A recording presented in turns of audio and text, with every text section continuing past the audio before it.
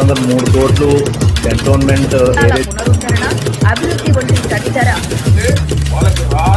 చెప్తారు. ఈ అంశాన్ని కంటోన్మెంట్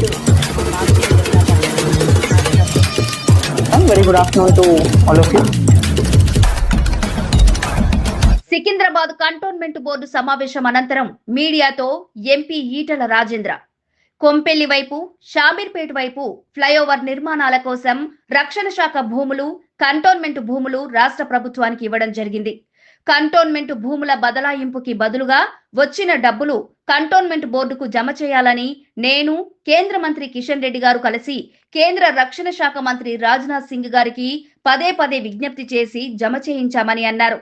303 కోట్ల రూపాయలతో కంటోన్మెంటుని సుందరమైన నందనవనంగా తీర్చిదిద్దాలని బోర్డు అధికారులు ప్రణాళిక సిద్ధం చేయాలి. 2051 వరకు ఎంత జనాభా పెరుగుతుందో అంచనా వేసుకుని అందుకు అనుగుణంగా మంచినీరు సరఫరా, మురుగునీరు రోడ్డుపై పొంగి ఏరులై పారకుండా ప్రణాళికలు సిద్ధం చేసి పనులు చేయాలి.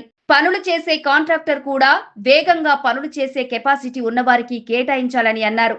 Cantonment board nominated member Bhanuka Narmada సలహాలు, సూచనలు కూడా తీసుకోవాలని అన్నారు. సమావేశంలో బీజేపీ కార్యకర్తలు, నాయకులు తదితరులు పాల్గొన్నారు. కొంపెల్లి సైడు, షామీర్పేట సైడు 2 రోడ్ల కింద రక్షణ శాఖ సంబంధించిన భూములు, కంటోన్మెంట్ భూములు వారికి అప్పచెప్పడం జరిగింది. ఇవాళ డిఫెన్స్ సంబంధించినటువంటి భూముల బదులుగా రాష్ట్ర ప్రభుత్వం డిఫెన్స్ సంబంధించిన భూముల్ని హ్యాండ్ ఓవర్ చేసింది. కానీ కంటోన్మెంట్ భూములకు సంబంధించి మేము అడిగినాం, మాకు డబ్బుల రూపంలో చెల్లించమంటే కేంద్ర రక్షణ శాఖ మంత్రి గారు వారు అంగీకరిస్తే రాష్ట్ర ప్రభుత్వం కంటోన్మెంట్ భూములకు సంబంధించిన డబ్బుల్ని కేంద్ర ప్రభుత్వాన్ని జమ చేసింది. కేంద్ర రక్షణ శాఖ మంత్రి గారికి నేను మా పెద్దలు కిషన్ రెడ్డి గారు కేంద్ర మంత్రివర్యులు ఇద్దరికిద్దరం కంటోన్మెంట్ చాలా బ్యాక్వర్డ్లో ఉంది, కంటోన్మెంట్ రావాల్సిన డబ్బులు ఎక్కడి నుంచి రావట్లేదు, అది దయనీయమైన పరిస్థితి ఉందని చెప్పి పదే పదే అప్పీల్ చేస్తే, రిక్వెస్ట్ చేస్తే ఆ 303 కోట్ల రూపాయలు ఏ సెంట్రల్ పూల్కి అయితే పోతాయో, ఏ రక్షణ శాఖకి అయితే జమ అవుతాయో ఆ జమ కంటోన్మెంట్ చేయించగలిగినాం. ఇవాళ కంటోన్మెంట్ భూములు పోవడం ద్వారా వచ్చిన 303 కోట్ల రూపాయలు కంటోన్మెంట్లో అనాదిగా అనేక సంవత్సరాలుగా వర్షాలు బాగా పడ్డప్పుడు మొత్తం మునిగిపోయేటువంటి కాలనీలు కానీ, ఇవాళ కంటోన్మెంట్లో పెరుగుతున్న జనాభాకు అనుగుణంగా సివరేజ్ లైన్లు లేక మొత్తం పొంగి పొర్లుతున్నటువంటి కంపు కానీ, ఇవాళ ఎన్నో సంవత్సరాలకి చేసినటువంటి వాటర్ లైన్లు కానీ, అదేవిధంగా కంటోన్మెంట్లో కొంత ఇబ్బందికరమైనటువంటి బ్లాక్ స్పాట్స్ ఏవైతే ఉన్నాయో పదే పదే మునగడం, పదే పదే డ్రైనేజ్ పొంగడం, పదే పదే స్మెల్ రావడం, పదే పదే తాగే నీళ్ళ పైప్ లైన్లు లీక్ అవ్వడం, ఈ సమస్య అవుతుందో ఇవన్నీ అడ్రస్ చేయాలని చెప్పి సైంటిఫిక్గా ఉండాలని చెప్పి 2051 వరకు ఇవాళ జనాభా 4.5 లక్షలు ఉండొచ్చు, 5 లక్షలు ఉండొచ్చు, 2051 వరకు 10 లక్షల జనాభా అయినా దానికి అనుగుణంగా తాగే నీళ్ళ పైపులని అప్గ్రేడ్ చేసుకోవాలి.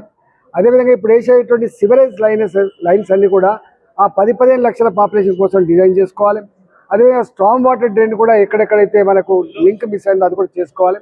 అన్నిటికంటే ముఖ్యంగా ఈ కంటోన్మెంట్ కిందనే ఉండదు. కంటోన్మెంట్కు వచ్చే నీళ్ళన్నీ కూడా జిహెచ్ఎంసీ నుంచి వస్తుంటాయి, అల్వాల్ నుంచి వెళ్ళి కావచ్చు, లేకపోతే ఇతర ప్రాంతాల నుంచి వస్తూ ఉంటాయి. కాబట్టి జిహెచ్ఎంసీ కోఆర్డినేట్ చేసుకొని మీరు వదిలిపెడుతున్నటువంటి ఆ డ్రైనేజీ లైన్లు కానీ, మీరు వదిలిపెడుతున్నటువంటి ఆ స్ట్రాంగ్ వాటర్ కానీ ఇవాళ ఇక్కడి నుంచి పోవాలంటే ఖచ్చితంగా దానికి తగ్గట్టుగా డిజైన్ చేయాల్సి అక్కడ ఉంటుంది. కాబట్టి coordination with GHMC, coordination with HMWA, ఈ 2 డిపార్ట్మెంట్స్ కోఆర్డినేట్ చేసుకొని శాశ్వతంగా ఎన్నడూ జరగని పద్ధతిలో కంటోన్మెంట్ చరిత్రలో ఇంత పెద్ద ఎత్తున డబ్బు ఖర్చు పెట్టేది ఎప్పుడు లేదు, ఇది ఫస్ట్ టైం జరుగుతూ ఉంది. కాబట్టి ఇంత పెద్ద డబ్బు ఖర్చు పెట్టినప్పుడు కంటోన్మెంట్ ఒక సుందరమైన నందనవనంగా, ఒక గొప్ప ప్రాంతంగా, ఆదర్శవంతమైన ప్రాంతంగా ఉండాలి.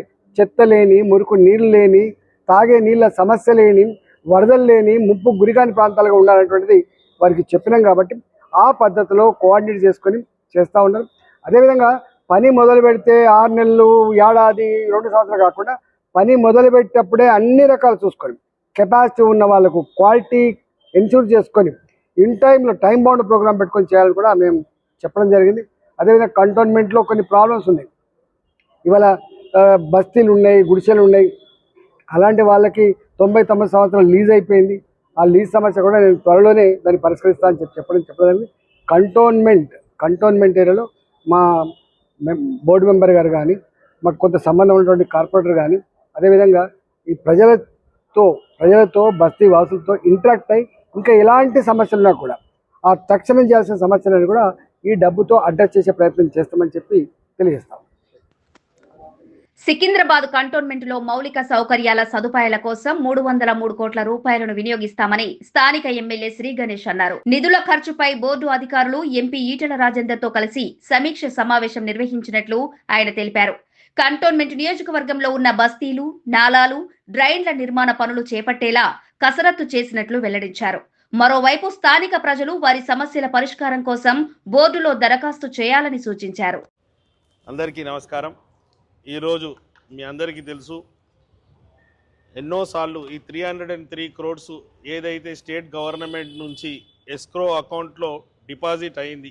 డిపాజిట్ కాకముందు నుంచే చెప్తున్నాను, MP, MLA, nominated member, HMWS, HMDA and cantonment board officials ఈ 6 కలిసి కూర్చొని ఈ 303 కోట్లు ఎట్లా ఖర్చు పెట్టాలి, ఎక్కడ ఖర్చు పెట్టాలి, మాతో పాటు ఒక 1 month టైం ఇచ్చి కంటోన్మెంట్ బోర్డుకి సంబంధించిన ప్రజలు ఎవరెవరైతే ఉన్నారో వారందరికీ టైం ఇస్తే వాళ్ళ రిప్రజెంటేషన్ కూడా తీసుకొస్తారు. వాళ్ళ సమస్యల మీద ఏదైతే నాలాల గురించి, ఈ సేవరేజ్ లైన్ల గురించి ఖర్చు పెడుతున్న డబ్బులు ఏదైతే ఉందో, ఒక దిక్కేమో బయట నుంచి నాలాలు ఈజీగా పోతుంది ఈ పైసలతోటి, కానీ ఇంటీరియర్ బస్తీలాల, కాలనీలాల కొన్ని సమస్యలు ఉండిపోతాయి. కాబట్టి ఆ సమస్యలు పరిష్కరించుకోవాలి. కాబట్టి ఎన్ని సమస్యలు ఉంది మాకు తెలిసినే ఉండొచ్చు, కంటోన్మెంట్ బోర్డు శానిటేషన్ డిపార్ట్మెంట్ వాళ్ళకి తెలిసి ఉండొచ్చు, సిఓ గారు తెలిసిన్నా కూడా ఇంకా కొన్ని మిస్ అవుతాయి. కాబట్టి కనీసం ఒక నెల రోజులు టైం ఇచ్చి ఈ రోజు నుంచి ఇస్తే వాళ్ళందరూ రిప్రజెంటేషన్ ఇచ్చి వారిది తీసుకున్నాక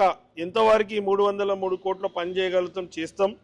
ఇంకా ఒకవేళ తక్కువ పడితే ఎంపీ గారిది ఫండ్స్ నుంచి అయినా కావచ్చు, ఎమ్మెల్యే ఫండ్ నుంచి అయినా తీసుకొచ్చి మిగతా బ్యాలెన్స్ పని కూడా చేస్తే పర్మనెంట్గా వర్షం వచ్చినా వర్షం రాకున్నా ఈ సేవరేజ్ లైన్ 365 రోజులు ఉంటుంది. కాబట్టి ఎవరికి సమస్య లేకుండా చూడాలి. ఎందుకంటే ఇంత పెద్ద అమౌంట్ చరిత్రలో ఎప్పుడు రాలేదు, మళ్ళీ ఎప్పుడు వస్తుందో లేదో తెలియని పరిస్థితి.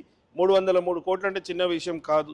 ఈ 303 కోట్ల గురించి నేను తీసుకొచ్చినా వారు తీసుకొచ్చినా అని కాదు, నేను అందరికీ రిక్వెస్ట్ చేస్తున్నా, యావత్ కంటోన్మెంట్ ప్రజలు కూడా తెలుపుతున్నాను.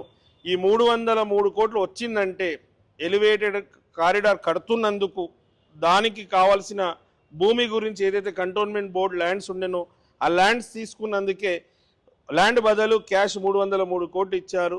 దీనికి కోఆర్డినేషన్ చేసిన సిఓ మధుకర్ నాయక్ గారికి, మాజీ సిఓ అండ్ సిఎంఓ దగ్గర ఉన్న అజిత్ రెడ్డి గారికి, ముఖ్యంగా గౌరవ ముఖ్యమంత్రి రేవంత్ రెడ్డి గారికి హృదయపూర్వకంగా ధన్యవాదాలు తెలుపుతున్నాను. ఎందుకంటే ఈ డబ్బులు ఎక్కడనో తీసుకుపోయి కన్సాలిడేటెడ్ ఫండ్ ఆఫ్ ఇండియాలో పడుతుండే, అట్లా పడకుండా ఇది కంటోన్మెంట్ బోర్డుకి వచ్చి కంటోన్మెంట్ బోర్డు లిమిట్స్లో ఉన్న వాళ్ళ సమస్యల పరిష్కారం కావాలని ఏదైతే ఆలోచన వీళ్ళ ముగ్గురిది ఉందో గొప్పది. ఇంకా మరీ ముఖ్యంగా చెప్తున్నాను, మీ అందరికీ కూడా తెలియాలి, ఈ ప్రపోజల్ నేను ఎమ్మెల్యే కానప్పుడు, ఎంపీ కానప్పుడే ప్రపోజల్ పెట్టారు. ముఖ్యమంత్రి గారు ఎంపీ ఉండే కాబట్టి వారు ముఖ్యమంత్రి అయిన తర్వాత ఈ సమస్య వారికి అవగాహన ఉంది. కంటోన్మెంట్ బోర్డు లిమిట్స్లో బోర్డుకి నిధులు షార్టేజ్ ఉంది, సమస్యలు ఎక్కువ ఉంది, ఈ సమస్యను పరిష్కరించాలంటే ఇది సువర్ణ అవకాశం అని సీఎం రేవంత్ రెడ్డి గారు భావించి అజిత్ రెడ్డి గారు చెప్పడం, అజిత్ రెడ్డి గారితో పాటు మధుకర్ నాయక్ సార్ తోటి మాట్లాడి, డిఫెన్స్ వాళ్ళతో మాట్లాడి ఇవన్నీ కోఆర్డినేషన్ చేశారు. నేను ఎమ్మెల్యే కాలేదు, ఈటెల రాజేందర్ అన్న కూడా ఎంపీ కాలేదు. అంతకుముందుకే ప్రపోజల్ ఇదంతా రాష్ట్ర ప్రభుత్వం గౌరవ ముఖ్యమంత్రి గారి చొరవతోటే ఇవన్నీ పాసిబుల్ అయింది. ఈరోజు డెవలప్మెంట్ అవుతుందంటే కూడా వారిదే ప్రధాన పాత్ర. కావున కంటోన్మెంట్ ప్రజల తరఫున, కాంగ్రెస్ నాయకుల తరఫున వారికి హృదయపూర్వకంగా ధన్యవాదాలు తెలుపుతూ ఈ విధంగా ఈరోజు డిస్కషన్ అయింది.